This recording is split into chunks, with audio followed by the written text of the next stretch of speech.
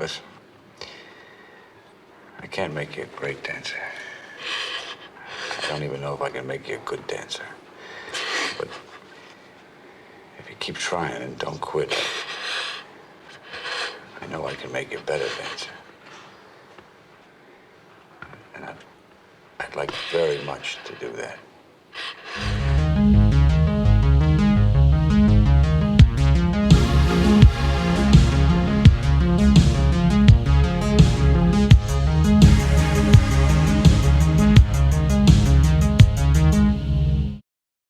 Welcome back to the Harbor. I'm your host, the Kino Cowboy. I'm here with Scott, like usual.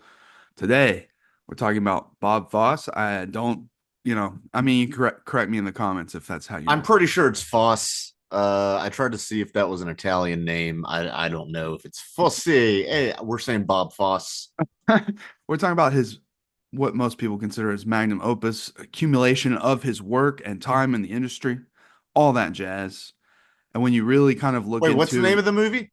all that jazz, Oh, I thought you were saying all that jazz for all the things you just listed.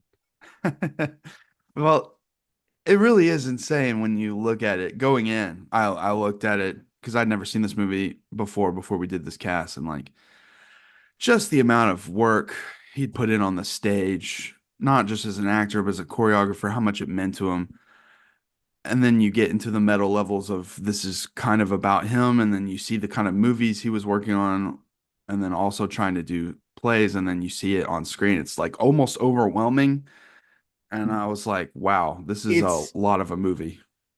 it's more than kind of about him. I mean, this is one of the most directly Yeah. autobiographical films I think we've covered on this. Yeah. I mean, Roy Scheider, his character I didn't is mean to do a back-to-back Roy Scheider yeah, episode, by the way. but that's cool. We can talk about it and his performance and why Roy Scheider is so dang good. You know, because I was looking at his filmography and he popped up for some supporting roles in bigger productions later in his Yeah. career. But dude, coming off Jaws, like he had some banger and he holds his own. It wasn't just like a one time Yeah. like oh we're gonna try to make a movie star out of this guy. And that's the thing. He's interesting as a leading man, but I can see why he works better as a character actor. And even though he's basically the lead in Jaws, he's that movie has more than one. It doesn't feel like that movie has just one lead, Right. especially once they're on the boat. Once they're on the boat, it's pretty equal. Um, but he has this stony visage that you can project all your emotions onto, which I think is why in a character like this, who is a stand-in for the writer director, it works well because he's one of those guys who's just like he plays an everyman well, but he has enough of that rugged movie star look where, like, yeah, you can project things onto him as a leading man and as sort of like a surrogate for the director or for the audience. But he's also just interesting enough to watch. Like, Yeah. he could definitely be somebody's dad. You wouldn't pick him out from a crowd as like that guy's a movie star, Yeah. but he's just interesting to watch physically. Also, back then we used to have a variance of faces and different people. Not everyone had to have veneers and Botox, And I'm not saying that's how it is everywhere now, but I'm saying like it is become more and more of a problem. There's a standardized social media look, and some of it has crept onto the screen. A lot of buccal fat removal, a lot of Yeah. removing the fat right here around your cheeks, which apparently got Yeah. to keep getting injections, or else like your face will droop or something. You'll look like a basset hound. I don't know. And then, yeah, especially like a lot of women get that done before they're even done developing, like in their early 20s. I'm like, dude, you can still lose baby fat in your Oh face. yeah, I mean, I don't want to turn this into a rant on like how people in their 20s getting lip injections is crazy. It's I know. I'm just saying, you have I so love, much. There's a lot of body dysmorphia, I just but I love, think our point we're going back to is like Roy Scheider looks like a normal dude, more or less, like while still being interesting to watch. this might be my favorite performance of his. I thought it was cool to see him do this kind of a role and It really might get be, into it. yeah, for me because I mean, he plays a bunch of different roles. I mean, in the movies we know, in Sorcerer, he's like a criminal, and he's a a sailor or whatever, boat captain in Jaws.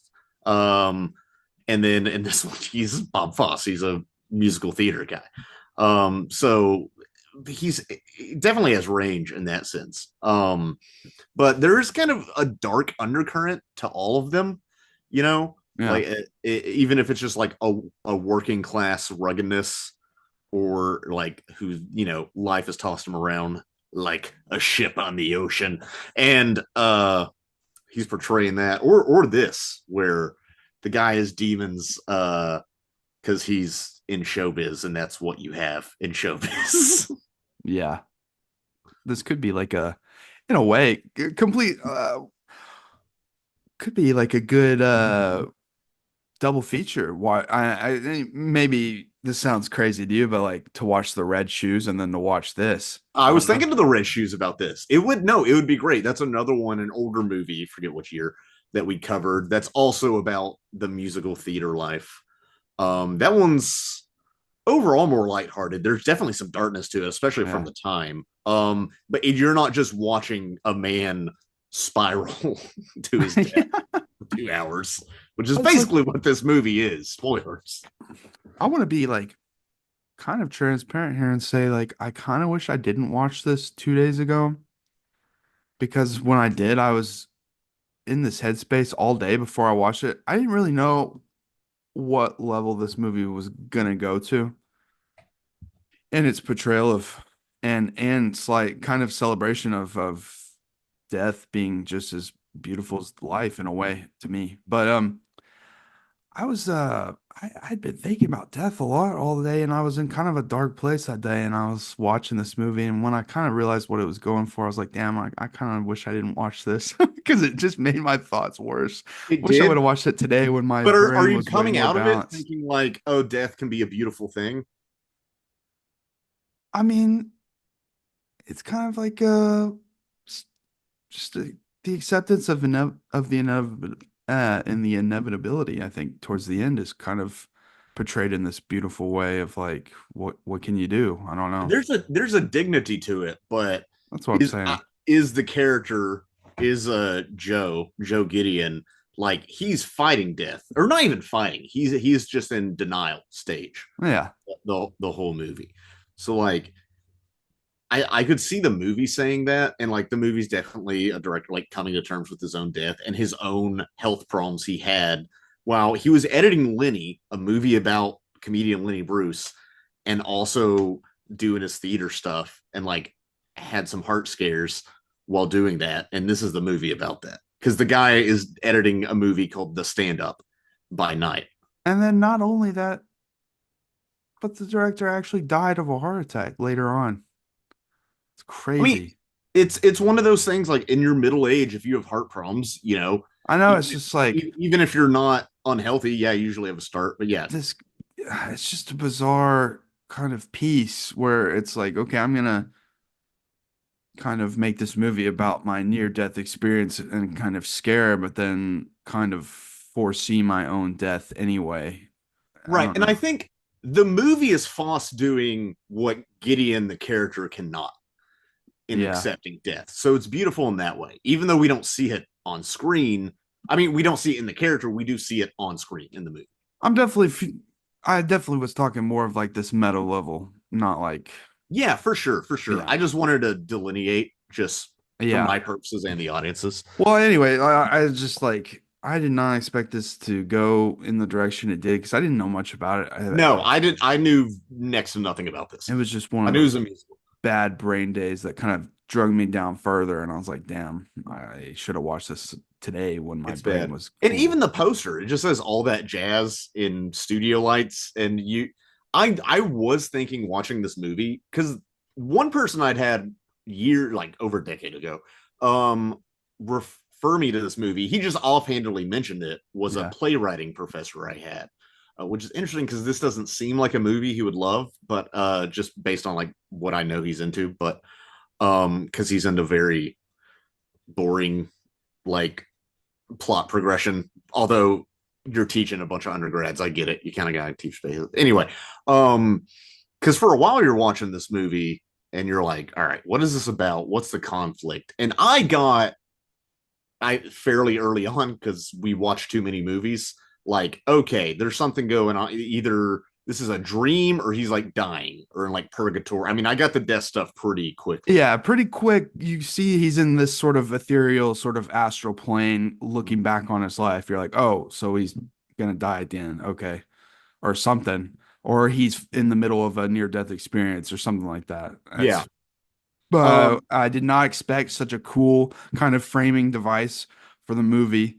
And I was like, okay, so this movie's going a little bit harder than I thought. I thought it was just going to be about, kind of like a maybe like a autobiography of like this guy doing a really particularly hard show or something like that. But they're no, immediately talking about the it's not an stages of episode of the death. Muppets where they're like, we got to get the show going. Yeah, yeah. That was my And I'm like, shitty okay, Matt so impression. there's going to be something about death, and then of course it doubles down immediately when you see the reels of the stand-up performance talking about the stages of death and acceptance and all that. It's like, okay, we're in for it now. And the idea of like this guy being so busy that he's juggling this giant Broadway show while simultaneously editing a film. Like, what the hell? And he's micromanaging the editing of the film, by the way. It's like past due for whatever that reel or cut is.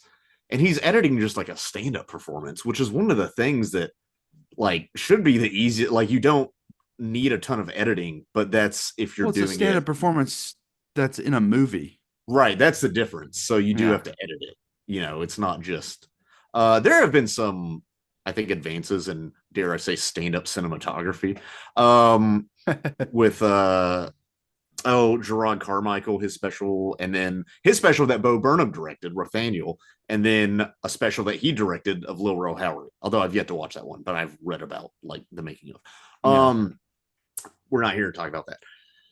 It's it's a crazy movie. I mean, once you get there's some quick cuts. There's a lot of quick cuts in this movie. This movie Very won effective. Best Editing and was nominated for other stuff. This editor, Alan Heim, worked with Bob Fosse on Lenny on that movie, on the Lenny Bruce movie, which I haven't seen. But I mean, he worked on Network. He edited Network. He edited some other thing. Dennis the Menace, not as good. American History X, The Adventures of Pluto Nash, The Last Oh, Mincy. brother. So yeah, he's directed a wide variety of movies. The Including some great stuff though, some the legitimate cuts classics. very effective and matched with the cinematography. It felt pretty contemporary stylistically. I thought that too, and a lot of it's because, especially at the beginning, when they're all getting set up to show the chaos of trying to manage a stage production, which you even through high school have more experience than I do. Yeah. It seems like a huge pain in the. I mean, it is a pain in the butt, clearly. Yeah, but like just being a stagehand though, it was so much fun to kind of just observe the chaos because you already know what you're doing and you've got it down pat and you don't have to like practice numbers and shit. Oh yeah, no, it's got to be way easier for the crew and not cast to just watch that stuff. Yeah. But and there's all these quick edits, and this is before I realized the movie was self commentary. I might have been after the movie I looked it up, although I kind of figured out halfway through like this has to be autobiographical in some sense. It feels too Yeah, I autobiographical. had actually done research on the director before I went into the movie, but I didn't know that it would be going in that exact direction. So that was kind of like oh shit. No, it's the guy almost like Me Too outs himself by making this movie because Yeah. like he's a creep and he's even a little creepy by 1979 standards. I guess this is before we get full into Brett Kavanaugh 80s sexual harassment, which I guess is different. I don't know. But he's clearly basing like casting women based on looks. Which to be fair to the audience, I don't think is supposed to like any of these behaviors. Yeah, but it's such an easy setup for his character doing So like easy. you're doing like okay these mass auditions which is stressful and crazy so you get a taste of that simultaneously you get women saying like one of the women's like he asked her is this your home phone number and you're like god damn it and she's like yeah and then those two women that don't get chosen they're walking out angry and she's like one of them says like I fucked him and he still didn't ask me stuff like that. Still didn't cast me. Like, damn, dude. So it's an easy setup, but so effective in both directions of his work life and his insane womanizing personal life. Right. And this is one of those guys, like the phrase. So some CEOs have criticized this phrase, but I kind of get where they're coming from of like work-life balance being a false dichotomy. And I've heard CEOs both say like, "Hey, I'm a CEO. I love working and I love being a businessman and being in business. And for me, like, I don't mind taking calls all the time because I love the thrill of it, and that's fine." But to me, I've always thought work-life balance, like, well, it's always life. It's the Venn diagram it's not a Venn diagram of them overlapping. It's a Venn diagram of work being completely surrounded by life. I can't draw a picture right here, but that's what always got me about like, well, take a vacation if you're stressed. I'm like, you're still going to come back to the same bullshit. Like if you're at a crappy job or have a crappy boss or coworkers, like it's still going to be that. And I think, I don't know, it's different for creative people, and you got to pick your poison. You're going to have to do it anyway. So might as well. But also I feel like people like workaholism is a type of escapism. And I think a lot of workaholics at some point, and some of them just love their job, at some point it's like, this is me rebelling against the fact that I'm going to die, or this is me worrying about my legacy, or focusing so much on achievement because I'm not okay with themselves. There's all sorts of pathologies you could read into that. That, I mean, the off-sided like pop statistic is that CEOs have a higher rate of sociopathy or score higher on sociopath tests, which just has to be true. But anyway, I was also thinking before we move on from this opening scene, because we got a lot of ground to cover, screw being an actor and screw being a dancer. Because like being a dancer is such a niche. Like how many people are professional dancers in this world? Yeah. It's insane. And the amount of rejection. No, I mean, I can't. Actors have to go crazy. I'm going crazy. I go crazy just getting rejections from normal jobs, let alone like all of this stuff where the director's just having to straight up tell you. It seems like he's at least somewhat empathetic about it. He's not just like get sends his PA or whoever to do it, but it's an insane thing, and it immediately throws you into like the intense emotionality of showbiz, and of things not being glitzy. And also we get that in the back, like we see that he has an ex-wife and a daughter, a little girl who was supposed to be spending time with him, and now things are kicking up in this project. So he's like, well, sorry. So we get that aspect of it. And because I was wondering, I'm like, surely he's not married at this point after, with this setup. And yeah, but she's still like on board with him to a point. They have a kid together. I know. But then there's like layers to his womanizing, because he's like picking up one girl and then he was sleeping with her, and then he was supposed to meet up with the other girl who like shows up. And oh, don't you hate it when that happens? You have so many booty calls, you get them all confused. Always hate it when I have a threesome and I forget about my foursome I had scheduled that afternoon. I got to get on the Slack chat and message my booty. Yeah. Like, hey, we're going to have to reschedule. That's crazy. That's so funny to think like someone has a Slack for hookups. It's like, dude, all right, we got our Microsoft Teams calendar. I'll send you an invitation to Outlook. Your mic's not on. No, that'd be funny. Like he's having an interview. No, not you. I'm saying like 3 or 4 of his like women he brings into like a Zoom meeting to say, hey, can we schedule this around this? Yeah. But he's giving him choreography. He's like, all right, Kristen, you're gonna work the shaft, and Michaela, you're gonna work the left nut. Okay, that's as lowbrow as I'm gonna get. Okay, well, either way, we also get the setup of him having his routine where he turns on classical music, pops pills, does his shower, and kind of does his thing. And what does he say? He says like something like, it's showtime. Yeah, it's showtime. Yeah. So it's which is interesting. The thing, like I've heard of people doing that, like saying affirmations in the mirror, which already characterizes like, yeah, all of life is a production, an act of this guy. And not in the Shakespearean sense of, all the world's a stage, in the sense of like, I'm going to try to choreograph and control every aspect of my life, including taking Visine when I don't need it. As soon as I wake up, maybe he has dry eyes. I don't know. It's just a weird, struck me as very 70s. Like, I'm going to have Alka-Seltzer when I wake up. It's probably because he's drinking all the time. Yeah. And I, Stomach's probably in shambles. Yeah. And then Dexedrine, which is like it's an ADHD. It's a stimulant. And it's one of the early ADHD stimulants. It's funny. I was doing some reading on it for personal reasons, not to abuse drugs, to use them. And I don't know. I just think it's interesting. That's enough. If you know what that's for, it's both like, oh, is he abusing these? Probably. Yes. And then also like, but he's an ADHD choreographer who has to like, he has that type of personality that's like, yeah, I have to spin 7 plates at once, and I have a brain that like in most professions doesn't work. I don't know. As a neurospicy individual, I related with that part of his character. Oh, brother. I'm not a fan of the term neurospicy.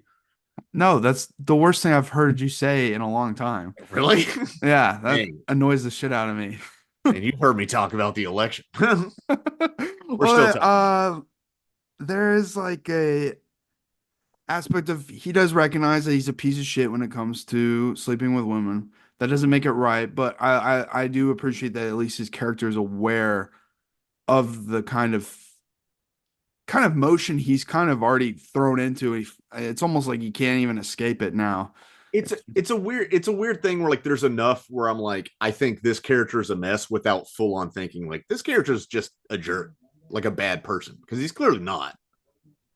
We get the only flashback in the movie, which I find interesting, is that we see him as a teenager and that he was working in cabarets all the time around naked women constantly. So we get a sense of like this probably led to his obviously oversexing, but we also get a glimpse of these women playfully but also sexually harassing this teenager, which you can consider grooming now, and that's a complication of the angle of this guy. But and you're surrounded by tits all the time, you don't. Yeah, that's the double standard as a guy, and you're a teenager. That's the shit. That's awesome. You want to be surrounded by tits, but you don't know how detrimental it'll be till you're older.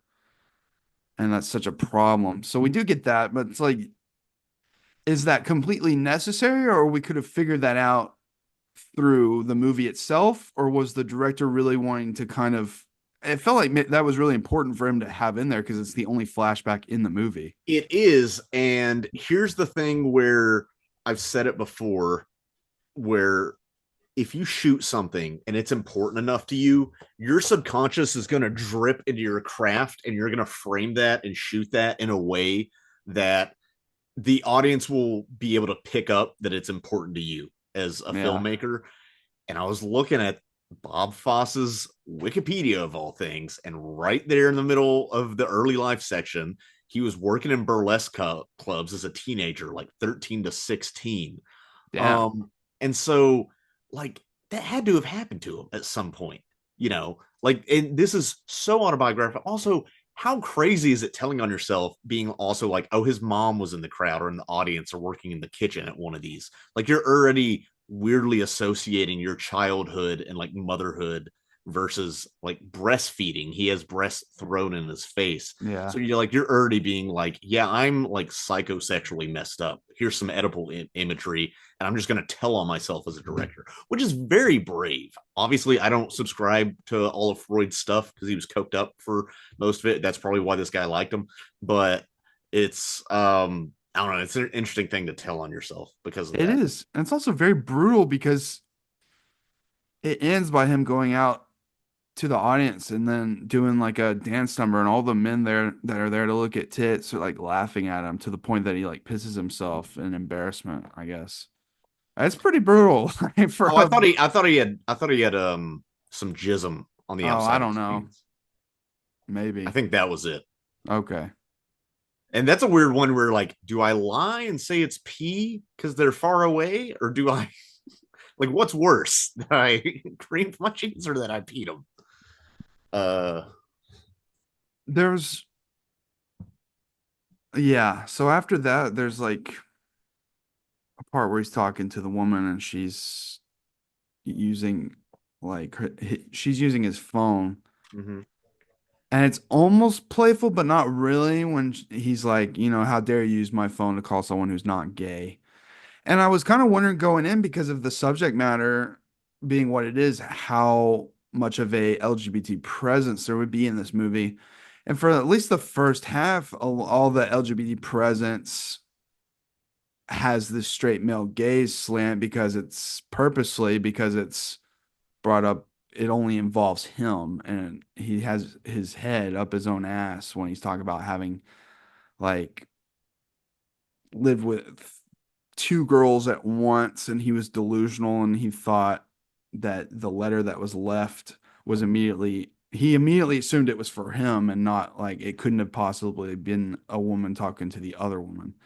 So I found that interesting, because I was like, sometimes these older movies, you're not sure how much they want to have that presence, just because that's what the time was. I know. Well, it became more apparent as the movie went on, which is what you're saying. I noticed in the opening scene, one of the backers, the financiers, who's producers, whatever you call them in theater, who's always overlooking his direction. One says to the other, like, "Oh, you've never seen a tit in your life," which is an insult on two levels. Yeah. Depending on your sexuality. And I thought it might just be that sort of like hinting or innuendo, but like no, it's in there pretty bluntly, you know. But during that scene, the classical music's playing, and I was like, this is kind of like a pretentious, snobby choice, I feel like, for this scene. But then I remembered that it was diegetic, because that's the kind of music he plays. I was like, oh yeah, this is perfect for Yeah, he's him. playing Vivaldi every morning. Yeah. But it's it's kind of male gazy to a point, but then we get that erotica scene later that's got a lot of displays of different sexuality. I was surprised. I was like, okay. Um, There's even are you talking about the big dance scene that's like yeah, in dark, almost strobe light sort of things? yeah, It's one of those where dancing, even when it's sensual, I won't even say sexual, like there's a point with dancing where I'm so enamored with really good dancers, with what they're able to do with their body and the musculature and the flexibility, where it's almost like a Greek statue where it's not sexual anymore to me. yeah, yeah. I'm just appreciating the human body and what it can do with no sexual intent, even if it's a nude woman. And I'm a straight guy, but like yeah, even then it'll be like, I feel the and same. sometimes you're like, damn, look at those abs. That's pretty Yeah. great. Like sometimes it's like I'll never have those.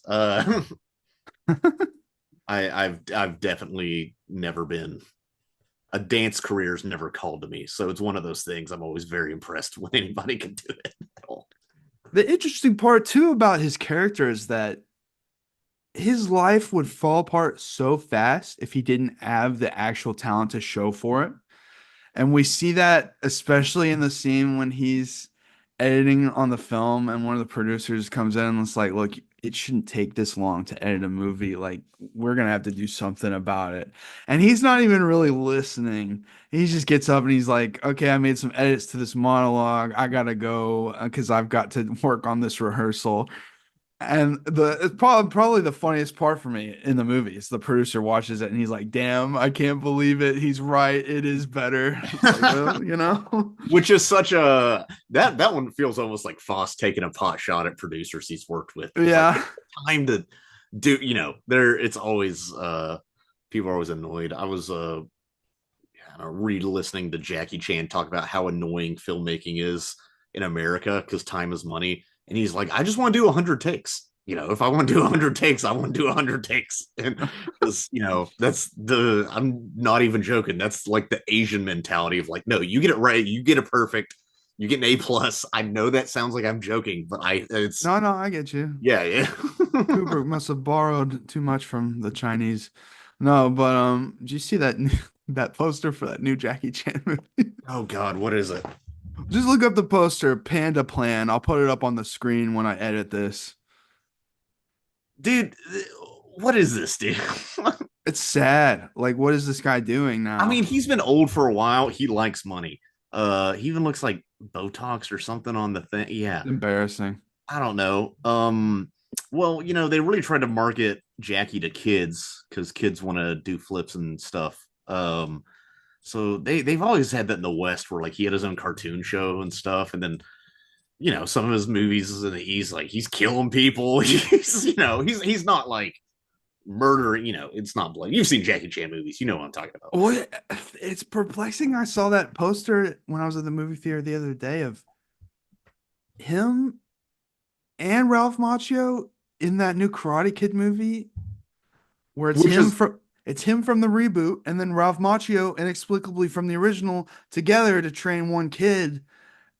And it's like, what is this? They're the same timeline. Is it going to be like a Disney thing where I have to watch 3 different seasons of Cobra Kai? Yeah, you got to watch all 5 seasons of Cobra Kai, 3 Karate Kid movies. I watched 1 season of Cobra Kai, and like it was an above average TV show. It's for Gen Xers who are like obsessed with the 80s. That's who it is is. For. It is. And for James Rolfe. That's who it's for. Better than that's the angry video game nerd if you don't know. No, I mean, yeah, it's something I wouldn't rave about it. It is crazy. Like, I know somebody who recommended that to me who's like, I don't think they're a fan of the original Karate Kid. I don't know if they've watched anything from last century in their life, honestly. But they recommended that to me. Anyway, I was just so shocked by that poster. I was like, what is this? How did this happen? Anyway, let's talk about a good movie again. I do like that they take the time to show his relationship with his daughter, and when she's hanging out with him at the studio, he's just casually popping pills, and he says it's a mint in front of her. I'm like, damn, dude, at least be a little discreet. Maybe he's just so used to it he just forgot. But I don't know. Or say this is my doctor prescribed speed. And like he practices ballet with her, and it's nice. And even though their time is brief, you see this genuine emotion on him after she drives away with her mom. He does care about her and probably wishes he could have much more time, which he could. But this is a man who's pulled in a dozen different directions and doesn't want to give any of them up because the man's committed to the game. Committed to the game. And we've studied, I mean, similar parallels to our guy from the Red Shoes in that way, where he's committed to the game, and it's just from tons of people, dude. I know stand-ups who have relationship troubles because they're always, doing that. I mean, anything, any sort of creative profession. Yeah. People don't understand you having a second love in your life sometimes. I know when we talk about characters like this, though, I always bring up Lynch because he's had 4 different wives. And how hard it can be for certain directors who are that attuned to their craft to balance it. And then I looked up this director, and he's had like the same amount of wives, and I'm like, that's James Cameron. You can keep naming them. It's who did you say it always reminds you of with so many wives? I just forgot. David Lynch. Yeah. Also, imagine being married to David Lynch. And trying to have a serious conversation about your relationship, and he's trying to talk to you about like tulpas or chakra or something. I don't think he'd be. We're talking about like my emotional needs right now. She'd be like upset, crying, and like trying to express herself, and he's turned towards the wall, and he's like, "What do you know about Tibet?" But no, I'm sure it's he can, be nuanced. I'm sure. Yeah, David Lynch. Yeah, very nuanced. One of the most and least nuanced directors I know. But yeah, it's just like,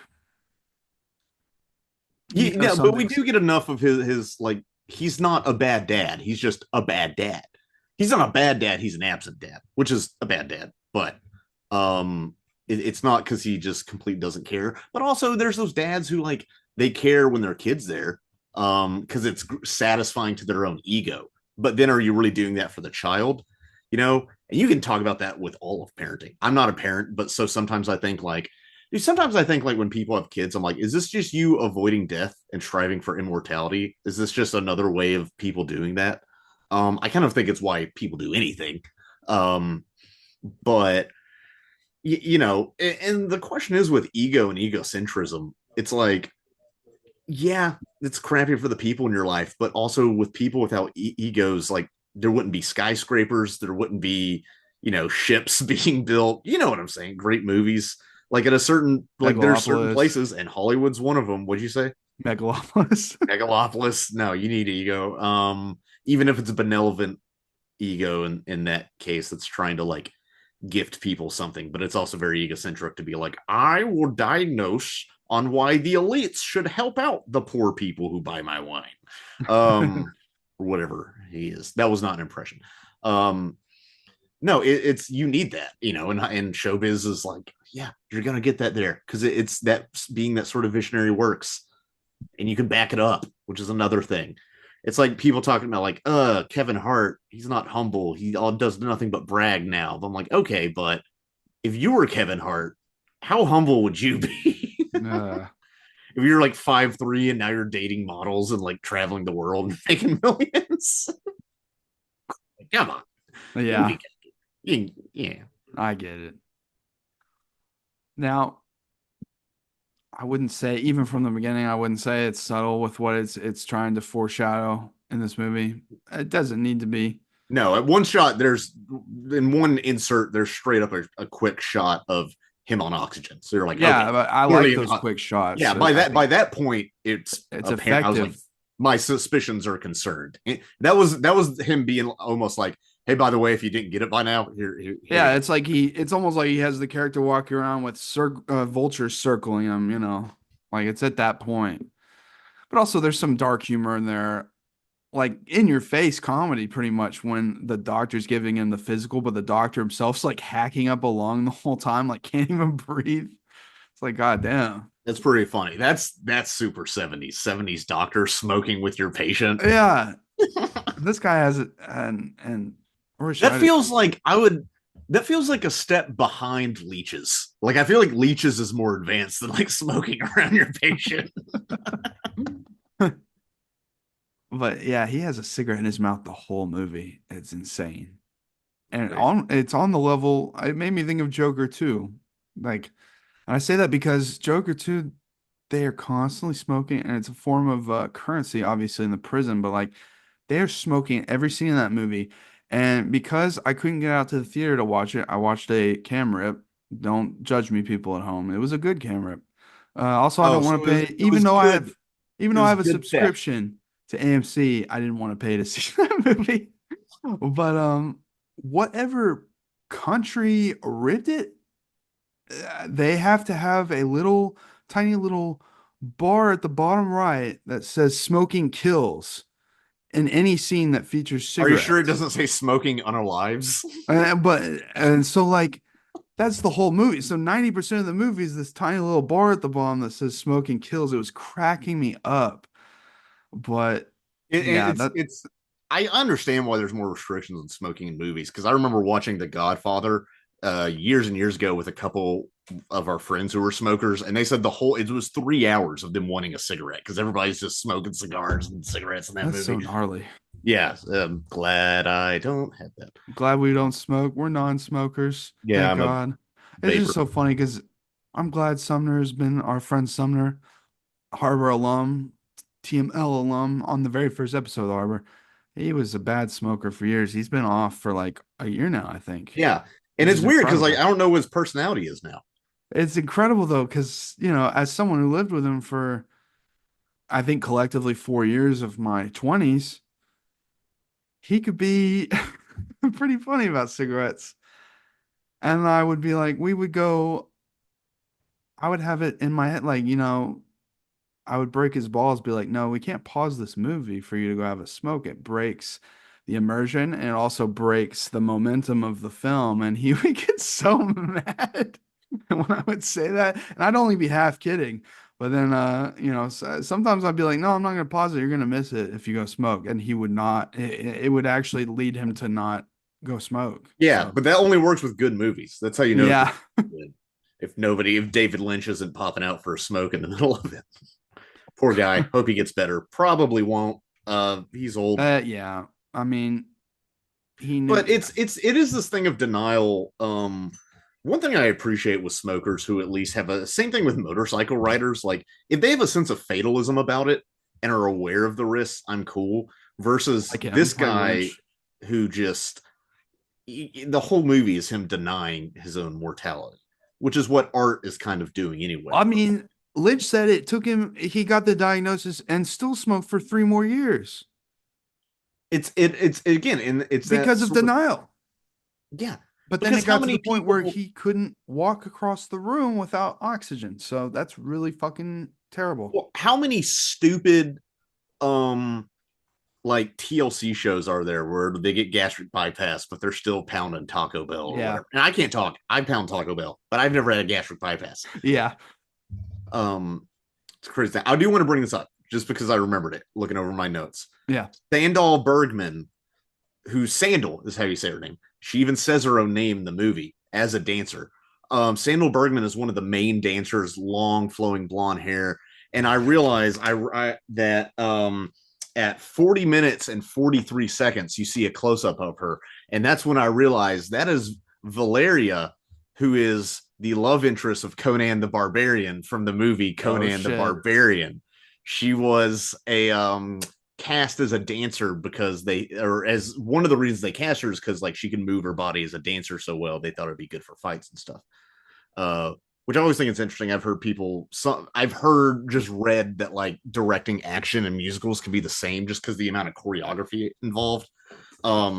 Which I do think like how many people came to this movie wanting Singing in the Rain and then left getting something completely different. Yeah. It's still a well-regarded movie and it has some good musical sequences, not as flamboyant as like some you might see in I don't know certain MGM musicals, you know. Yeah. But there have to have been people, even though the movie's like well received and like made money and stuff, who walked out like, oh, that wasn't fun at all. Yeah, no, Like that's an how old I couple on was. date night. Like, oh, that just reminded me that I'm gonna die in like 10 years. Yeah. I was like, damn, this is not the movie I needed to see today. Oh well. It was so good though that I was like, fuck it, I can handle it. It's just like wrong place, wrong time. Watching Mhm. it today, I would have been like, ooh, wow, yeah, that was cool. But I do like we get because the director really is throwing his entire career at this movie, not just like well, his experiences on stage and also his experience on in the screen. But they take the time, even though this is just a character study and chronicling this guy's um his path towards his end. It's still they take the time to show one of the scenes he's working on, the erotica scene, and you get to see him as the director and also the director as the director having fun showcasing the choreography and stuff. But also we see like this is kind of an edgy, kind of progressive and experimental idea he has, and it's cool that we get to see that side of him, and it's I don't know. I really like that scene. Some people might think it goes on. I really just sat back and thought it was just a cool sequence that This movie on will two entirely levels. live or die on your support of the ongoing song and dance numbers. Some of them I thought could be cut down a little bit, but that was just maybe me being impatient. I needed to have Subway Surfers running in the background. I don't know. Are you But talking it's about like, the very erotic dance that they do? That's in the dark. yeah, it's called erotica. Oh yeah. Yeah, it's kind of insane. The financiers are like, what is this doing? Oh yeah, they're In a freaked weird out. way, it's his most honest thing, you know, because it is the most honest to his own beliefs and his own darkness. But he's not allowed to do that within the business. So instead of making what he wanted, he made this movie about making what he wanted in order to Yeah, make that's what I was wondering if possibly this was an idea he had a long time ago, but could never implement it because of the time and the place. And now he gets to on a meta level. That's why I found that scene so fascinating. And I do like seeing the producers of the show get freaked out by that level of like sexuality. And they're like, this is, well, we lost the family audience. And it's like, yeah, well, you know. I don't know. You get a new audience. But also, no, I can empathize with the producers, especially when the women start going topless, a few of them. I'm like, yeah, you could scale it back just a little bit, I think. Yeah, there's a way to do sensual, like, I don't know, being able to do that. But it was like I said earlier, I was wondering what level of like sexuality and LGBT kind of slant, or if there would be any presence in this movie at all. And at first it was very like only when it involves him and how he just couldn't even see those two women he was staying with being a possibility of a couple or lovers. And then now we get this kind of intimate display of sexuality that is, I mean, fairly complex for a dance number, and is not afraid to be a bit gay, like literally. So I found that fairly interesting. Yeah, because again, it's almost like it's not just sexuality, it's sensuality.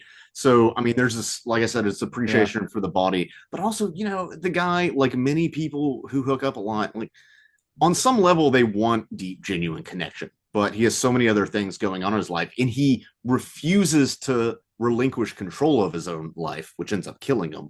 Like, Yeah. yeah, he's not able to get any of that. And this is the closest approximation he can get, because for a lot of guys, love and sex are intertwined, which I think some women don't get. We think we love you at first, and Yeah. then we The realize we're pieces of shit. Not me, of course. Never. there's a great easy way to show like something's about to happen, because we get that routine of his in the morning. This time they turn down the shutter speed briefly, so it's a little choppy, a little wispy, a little off.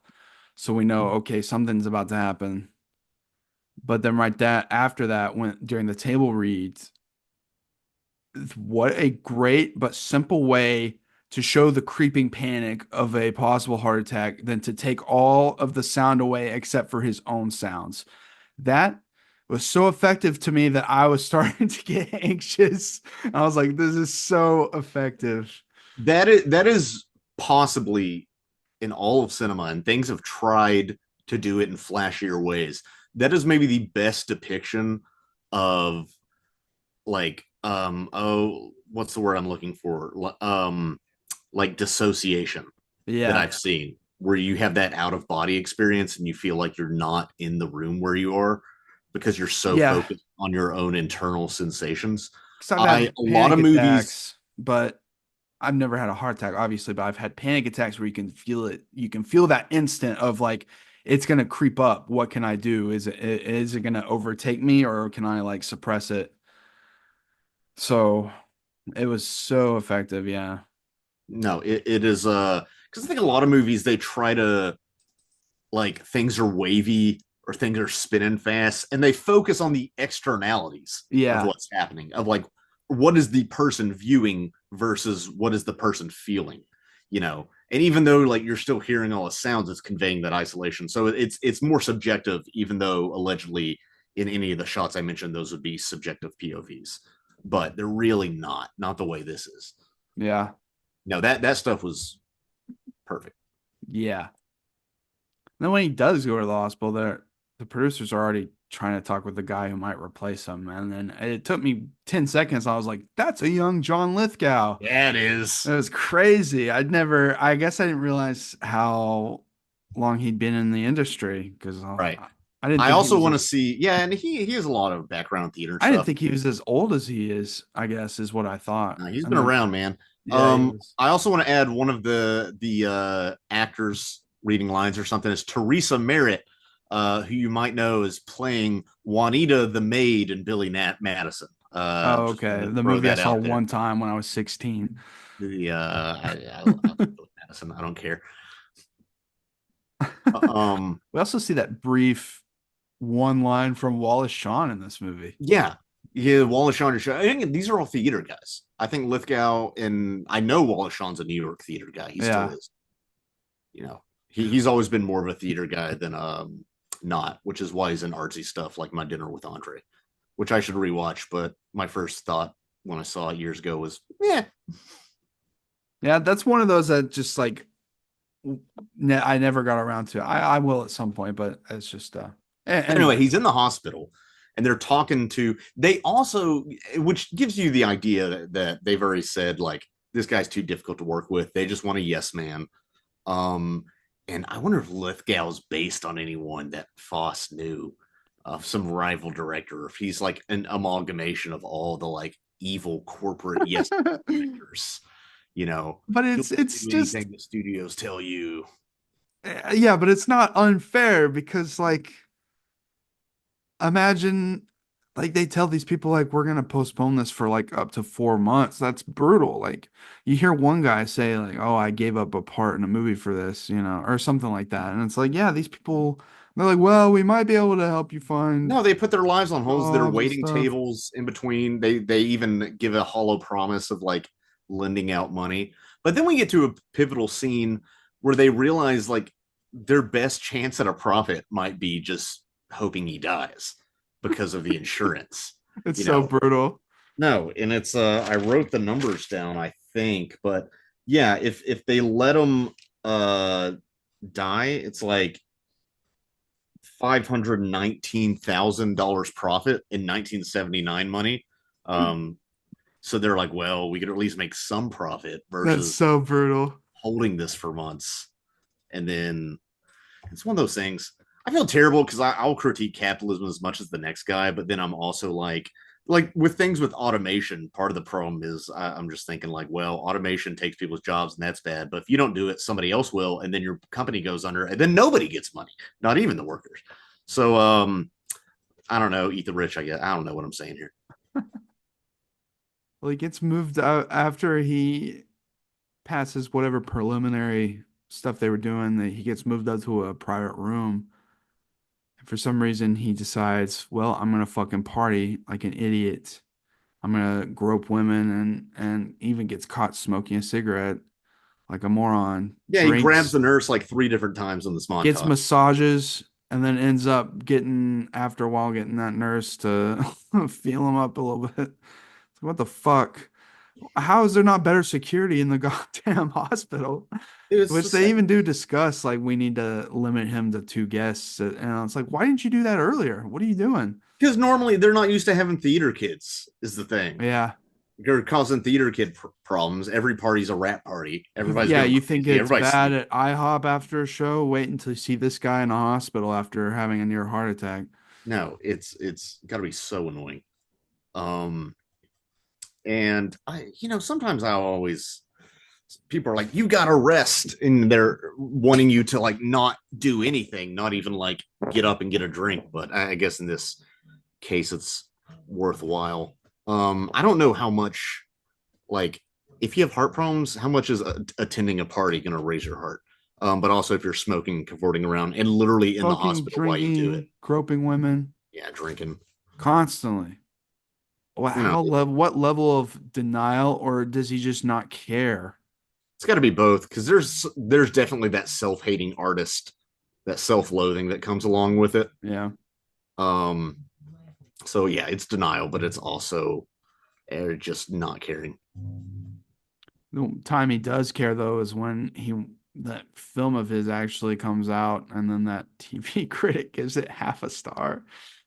And her The rating half a system's so balloon. funny to me with the balloons. It's It so is funny. mean. No, that's he had to be laughing to himself when he wrote that, because the Yeah. idea that like a critic kills this guy as not only kills his career, it kills the guy. Um, and like what is seen as these like overindulgent sort of things, which you can consider this movie being. I mean, it's very self-indulgent. It's the definition of it. But it's still done in a way to communicate with people, not just indulging yourself. Now, the idea that like Roper could give you a thumbs down and then you go, it's so funny, so funny. It's absurd, yeah. Um, We and and at this point, the movie is even more and more the line between reality and not is being blurred. yeah. Um, you can pretty much keep track of it the whole time. It's not one of those where it's trying to like trip you out, but it is trippy. Yeah, because he has his girlfriend. He asks her if she still loves him after he calls her out for cheating, even though it's like it's one of those situations. It's like you would have done the same thing because that's how you are. But It's about control. I know. And then he says how much he loves her, and for the first time, you see him kind of tear up and stuff. But then it cuts to him talking to that angel or whatever that lady he's talking to in that like ethereal plane, and she asks him if he meant it, and he said, "Hell no." And then he even admits he doesn't know where the truth begins and the lying ends. That's such like a No, pivotal point for his character. it is. By the way, one of my favorite, probably my favorite depiction of the Angel of Death I've ever seen. Which I think goes along with your idea of, seeing death as something beautiful, because death is almost beauty personified. If you said that character was like Aphrodite or something, I would have believed you if you just show me a photo. Yeah. Um, so I do think I will laud the movie for putting in the audience's head. I mean, a part of it's just like a trickery on the audience who doesn't figure it out sooner rather than later. But then also, I do think thematically, whether intended or not, it has something to do with that. Yeah. And it's also like even in this plane of existence, he still can't figure out because he's like talking about what he wanted to do in that case or whatever he's talking about. And the angel's like, for what?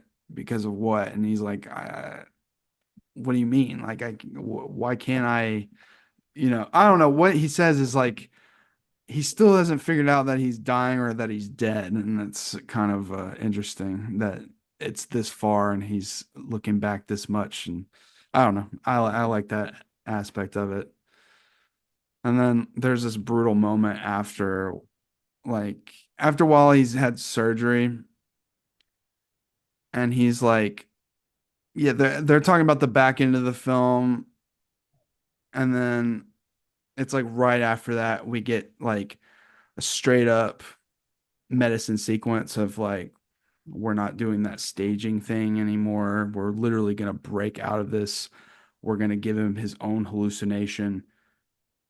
It's at that point where it's him directing his own out of body experience where I'm like, okay, this film rules. We're going to break away from this kind of original, for at least for a while, this kind of uh, idea. And we get a whole slew of like dance sequences in front of his own body in the hospital. I'm like, yeah, this is so awesome. The mind, the mind, the mind plays tricks on itself, and this is one of the best. Do you think that's what theater kids see before they die? Do you think Jesus comes out of the light in a white tunnel and is like, and the 5, 6, 7, 8? I think that's how it goes. It's like, I mean, literally has these dancing ladies getting close to him and saying like, we cried over you, et cetera, et cetera. And it's also like earlier when he's in the hospital, they joked that he wants to do a hospital sequence in their show now. But now we're seeing it like on a meta level because they still had to choreograph and shoot this for the movie. So it's like, okay, maybe the director really wanted to do a sequence like this. But it's like, is this man worth crying over? He did it to himself, and yet we're still supposed to feel bad while his imaginary self is chugging booze during this sequence. And it's like, okay. It is one, and this movie Eh, plays with that tonal dissonance and your expectations of the musical genre, yeah. and especially, we're pretty much at the end of the movie here. Especially by the end of the movie, where "Bye Bye Love" is replaced with "Bye Bye Life," and even "Bye Bye Love," you can notice this about a lot of pop songs. It gets brought up with Outkast and Hey Ya a lot. If you just look at the words to so many love songs, they're so depressing. And Bye Bye Love is one of those. It's Bye Bye Love, Bye Bye Happiness. But like if you put it to kind of a catchy enough tune, people will, which I guess that's all art is anyway, is like trying to inset ideas in you, you know. Yeah. But it is playing with that. I'm like, okay, this is fun to watch, but also this is kind of devastating because we're just watching a guy lie to himself as he But it's dies. kind of like it almost has a fake out for a second because you think at the end of the sequence he's either gonna die or come back, and he does come back for a little bit before the final sequence. You're like, oh, okay, so he somehow made it. Okay, cool, I guess. But it's like right before he wakes up from that after the surgery or whatever, his director self is talking to him in the bed, and he's like, "You missed your final line. You're supposed to say, I don't want to die. I want to live, but you blew it." And I love that line so much because it's like so many opportunities to say the right thing, to do the right thing. And at the very end of his rope, he still misses his cue, Still can't do it. And also, even does though he he's really the want to goddamn live? director, he missed his own cue. It's Yeah, awesome. because he can't direct himself. He can't direct his own life. Yeah. And Yeah. like, then we get, I'm like, well, that was a very cool, very creative sequence. I was like, well, I'm surprised they didn't end it right after that and kind of lead him towards death. But then we get that part where he has to go now through the 5 stages Mhm. while overlaying the audio from the stand-up routine, which, Yeah, in I case you didn't get it. kind of saw coming. And yeah, it's kind of like if you didn't get it before, here you go. But there's that weird poignant moment where they find him after he escapes and he's in that empty cafeteria with the janitor who's just letting him smoke a cigarette, and they're like singing old show tunes together. And obviously the janitor probably thinks this guy's about to die, so I don't judge him for letting him have a cigarette. Yeah, he's also probably like, this crazy guy might bite me, so I'm just gonna Yeah, let so I'm him have a gonna keep him cigarette. subdued. But like, I don't know, it was just like simplicity of that scene. There's a beauty to it that I Yeah, like. there is. Of him being like, I'm not paid enough for this, but have a cigarette. um a little thing. But then like what took me by surprise was like the actual transition to death begins with him seeing that one guy he really likes on TV in his monitor in the hospital as it like goes into it. Thought that was a really cool transition, unexpected transition, but like interesting nevertheless. No, we get it. And then in his own imagination, that guy who compliments everybody just shits on him, you know, Yeah. doesn't call him a philanthropist or anything. He's like, this guy gave away no money. It's cheap as hell. And that guy I don't even remember if the guy has a name, but the guy he liked watching on TV Mhm. has the coldest line in the whole movie because he says the only reality is death, man. And that's when it transitions to death, and then we get that entire musical sequence. Yeah. Which is the biggest, it's the most we see, uh, Friedman do. Not Friedman, Roy Scheider. I don't know why I said Yeah. Friedman. Yeah, now But he actually gets to be the star and gets to sing. yeah, which is crazy because I'm like, has Roy Scheider has he done like a bunch of musicals and stuff? And no, but they keep him like, I guess he's not doing anything too crazy. As far as dancing, he's not doing cartwheels or anything. That'd be pretty great. Roy Scheider doing cartwheels over like shark puppets. Starts doing backflips like Spielberg and Goldmember. That'd be awesome. Yeah, be But, great. But no, it's a big blowout. but it Maybe was it's a like, little too long for me. no, to me, that was like the spectacular finale. It worked for me. And it was like one of the better examples of a metaphor done right when the director is dealing with a lot of his own fears and thoughts while crafting the sequence. And you can kind of see that even though there is this kind of beauty in the sequence of extravagance, it was stirring up things in me I didn't expect in that moment that I didn't even want to address, that I was like worried about in the moment when I was like, I'm gonna have to talk about this movie. But it just turned out to be I was just in a bad headspace. But it was Yeah, like, but yeah, sometimes you need that. no, it was effective. It was very Sometimes you effective. need the right movie at the wrong time. If that Yeah, or totally. the right movie at the wrong time or the wrong movie at the right time. Either way, it's just such a scary concept. Obviously, you can't escape it, and it kind of like amplified that for me. But when he's like going down that aisle at the very end, it's like very dreamy, very ethereal. I'm like, oh wow, this is it. This is like it. But the weirdest part, the meta part for me, is where I myself was in denial watching this sequence because I thought, okay, hopefully maybe this will just be another rug pull. This is actually some extravagant show that maybe he's doing after surviving it that he based off of himself, and that it's like a whole meta scene. And I knew I was just being delusional, and it's exemplified by the fact that you start seeing like those topless ladies like shaking their tits and stuff, and it's just over the top that you know that this wouldn't be a real production he'd be able to put on. But it was fascinating to me that my brain was also in denial for this guy during this particular sequence, and I'm like, well, I have to accept the truth that this guy's dying, Yeah. which is also brutal. It is brutal. And on a meta level, I accepted that he was dying because I'm more of a nihilist than you, I think. I don't know. I think I'm just.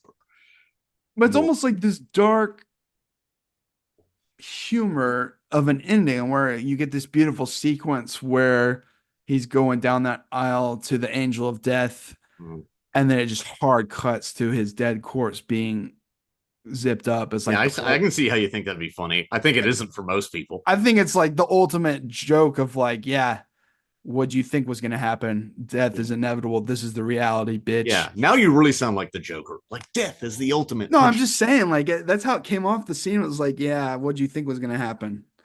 Here's the reality. And I thought that was impressive. A great way to end it, personally. The only way to end it. I mean, really? Man. So, what I thought at the time was a bad time for me to watch it really wasn't. And that's what I came out of it thinking. Like today, it was like, yeah, that kind of helped me process a couple of thoughts that I was having the other day. I just didn't know it yet. Mm-hmm. And now we're here today, and that's what you get when you watch cool shows like The Harbor. We're not talking Elmo and Grouchlands. We're not talking brown bricks in Minecraft. If you live that Minecraft movie that looks like AI generated slop. That's insane. You sent me a photo, and granted, it was kind of low res, but I'm like, surely this is AI, right? And you were like, no, it's just framed like AI, and that led me down a dark rabbit hole of like, what if they're trying to frame movies now to where they look like AI, so when they start using AI, you won't be able to notice it as more. Really I just started thinking that right before you started saying it. That's crazy. Yeah. Dark. If you want stuff that's not AI, follow me on Scott K Comedy on Instagram. Adrian has a book. Yeah, you can buy the description below.